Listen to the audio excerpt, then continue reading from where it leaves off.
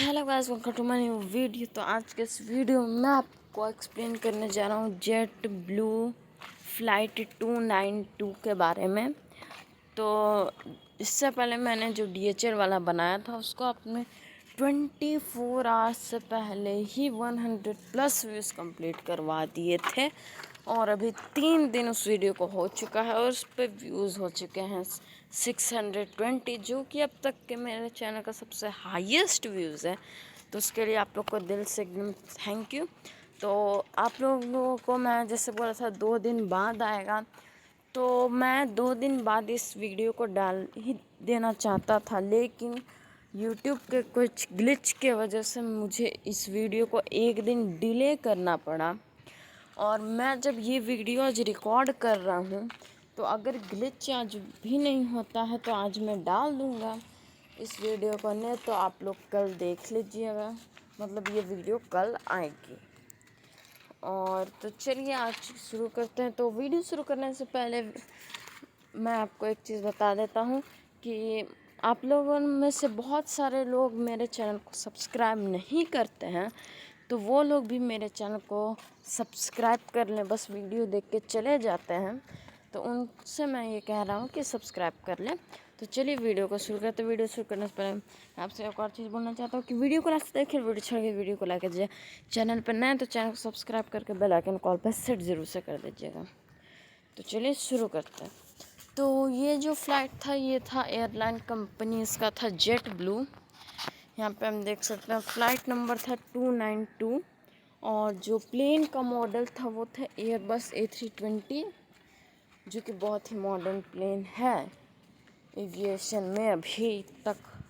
और ये और बोइंग 737 मैक्स, बोइंग 737 मैक्स नहीं, बोइंग 737, ये दोनों प्लेन कमर्शियल प्लेन में सबसे बेस्ट माने जाते हैं। तो यही प्लेन का हो गया था, मतलब इस प्लेन का जो ये हुआ है हादसा, वो था डेट इसका 21 सितंबर 2005 में ये हुआ था।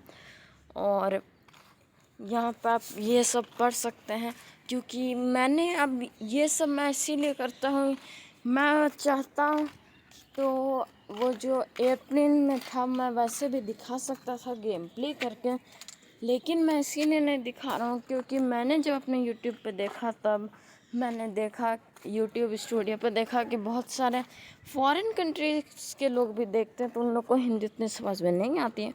उन लोगों के लिए ये इंग्लिश में है, जिसको इंग्लिश समझ नहीं आती उसके लिए मैं हिंदी यहाँ पे बोल ही रहा हूँ। तो यहाँ पे आप देख सकते हैं। तो ये जो प्लेन टेक ऑफ किया था ये Bob hope P airport in California, और इसको जाना था John F Kennedy international airport in New York. और यहाँ पे आप और देख सकते हैं यही है इस प्लेन का। तो बेसिकली इस प्लेन के साथ क्या हुआ था कि टेक ऑफ के बाद जब लैंडिंग गियर को क्लोज किया जाता है, अप किया जाता है, तो इसका जो लैंडिंग गियर था वो 90 डिग्री मुड़ गया था। तो यहाँ पे हम देख सकते हैं ये आ गया डेट, फ्रंट अंडर कैरियज मल्टीप्लेक्शन, और यहाँ पे आप देख सकते हैं यही सब चीज़ है। टोटल पैसेंजर्स थे 140, इसमें से क्रू थे 6, सर्वाइव मतलब सब बच गए।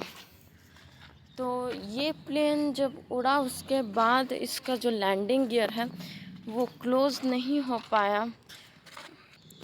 तो उसके बाद आजकल के बहुत सारे प्लेन में लैंडिंग गियर में ही कैमरा लगे रहते हैं, ताकि वो लोग देख सकें कि पायलट्स ये देख सकें कि लैंडिंग गियर में अगर कोई दिक्कत है तो वो क्या दिक्कत है, और उसको देख के सॉल्व कर सकें अगर उनसे हो पाता है तो ये इतना मॉडर्न प्लेन था फिर भी ये फंक्शन इसमें नहीं था। तो पायलट्स ने उस टाइम ये आइडिया लगाया कि वो लोग जो उन्होंने किया, वो जो एयरपोर्ट था ATC के पास से अपने प्लेन को उड़ाया, ताकि ATC जो है वो दूरबीन की मदद से देख सकें कि आखिर प्रॉब्लम क्या है। तो ठीक पायलट ने ऐसा ही किया और वो एकदम पास से ले गया। तब ATC ने देख के उन्हें बताया कि आपके फ्रंट लैंडिंग गियर जिसमें प्रॉब्लम है वो 90 डिग्री रोटेट हो चुका है। उसके बाद सीधा करने की भी बहुत कोशिश की गई, लेकिन सीधा वो नहीं हो पाया। तो फाइनली पायलट्स ने ये डिसाइड किया कि हम लोग ऐसे ही लैंड करेंगे। और जैसा कि मैंने पिछले वीडियो में बताया था कि क्वांटस फ्लाइट के साथ जो हुआ था, तो उसमें फ्यूल डंपिंग सिस्टम नहीं था, तो मतलब था लेकिन वो डैमेज हो गया था, तो वो फ्यूल लेके ही लैंड कर गया। लेकिन इसके साथ जो था वो बहुत ही मतलब एक के बाद एक मुश्किलें आ रही थी। पहला, लैंडिंग गियर को देखने के लिए कोई होल नहीं था या कैमरा नहीं था। दूसरा, इसमें फ्यूल डंपिंग सिस्टम भी नहीं था। अब इसको जो है पायलट्स ने क्या किया कि पूरे सिटी के ऊपर, इस कैलिफोर्निया सिटी के ऊपर प्लेन को गोल गोल चक्कर लगाने लगे ताकि प्लेन का फ्यूल ख़त्म हो सके और मतलब इतना फ्यूल बस बचे कि हम लोग लैंड करें। तो वो लोग ने ठीक ऐसा ही किया और वो लोग एकदम गोल गोल घुमाते रहे प्लेन को कैलिफोर्निया सिटी के ऊपर ताकि प्लेन का फ्यूल ख़त्म हो जाए। फ्यूल ख़त्म, एट द एंड फ्यूल ख़त्म हो गया। अब इतना ही फ्यूल बचा जिसमें वो लोग लैंड कर सके। और इसके दो फ़ायदे हुए। पहला फ़ायदा जो था वो तो था वही कि लैंड कर सके। दूसरा था लैंडिंग के टाइम जो लैंडिंग गियर है उसको कम प्रेशर अप्लाई करना होगा। ये भी एक हेल्पफुल चीज़ उन लोग के लिए हो गया। तो उन लोगों ने ऐसे ही करके लैंड किया कैलिफोर्निया एयरपोर्ट में। वापस से वो एयरपोर्ट पर लैंड किया। वहाँ पे पहले से फाइटर ट्रक और एम्बुलेंस थे। और इस जैसा एक मुंबई में हुआ था, एक वो छोटा फ्लाइट था, तो उसका जो था लैंडिंग गियर टूट के अलग हो गया था। तो उसमें जो था फायर फाइटर्स ट्रक ने रनवे पे फॉग स्प्रे कर दिया था क्योंकि उसने बेली लैंडिंग की थी। लेकिन वो एक छोटा सा प्लेन था और उसके लिए रनवे बहुत बड़ा था, तो उसके लिए तो चल गया। लेकिन अगर ये जो था ये एयरबस 320 था, तो इसमें अगर फॉग स्प्रे किया जाता तो ये रनवे से बाहर निकल जाता। इसीलिए यहाँ पे फॉग स्प्रे नहीं किया गया, जो कि बहुत एक अच्छा डिसीज़न था फायर फाइटर्स ने जो लिया। तो प्लेन लैंड किया। पायलट्स ने कम से कम बहुत देर तक अपने जो फ्रंट लैंडिंग गियर है उसको नीचे टच नहीं होने दिया। लेकिन एट द एंड जब टच हुआ तब थोड़ी सी आग लगी, लेकिन उसके बाद टायर भी बर्स्ट हो गया। लेकिन फाइनली ये प्लेन रुक गया और सभी लोगों की जान बच गई। तो ये थी पूरी चीज़। और अब मैं लास्ट में आपको वो रियल क्लिप दिखाऊंगा उस प्लेन का। तो उससे पहले मैं आपको बता दूं कि इसका जो है कोई क्लियर रिपोर्ट तो नहीं आया है, लेकिन जैसा मैं इसे जब पढ़ रहा था इसका, तो मैंने जो ये मेरे बनाया हुआ है, मतलब ये एकदम रियल भी नहीं हो सकता है गलत हो क्योंकि रिपोर्ट नहीं दिया गया। ये मेरे बेसिस पे है कि मुझे क्या लगता है। हो सकता है ये 100% सही हो, 50% सही हो, या हो सकता है गलत हो। तो कुछ भी हो सकता है, इसलिए मैं आपको पहले बता दे रहा हूँ कि पूरा विश्वास नहीं कीजिए कि ये एकदम रिपोर्ट ही है। लेकिन अगर देखा जाए किसी एंगल से तो ये सही भी है।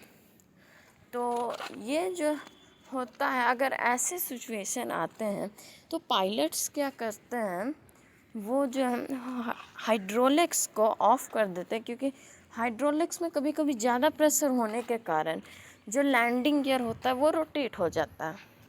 तो पायलट सिंपली क्या करते हैं कि हाइड्रोलिक सिस्टम को ऑफ करके मैनुअली गियर को सीधा कर लेते हैं, उसके बाद दूसरा हाइड्रोलिक सिस्टम ऑन कर देते हैं।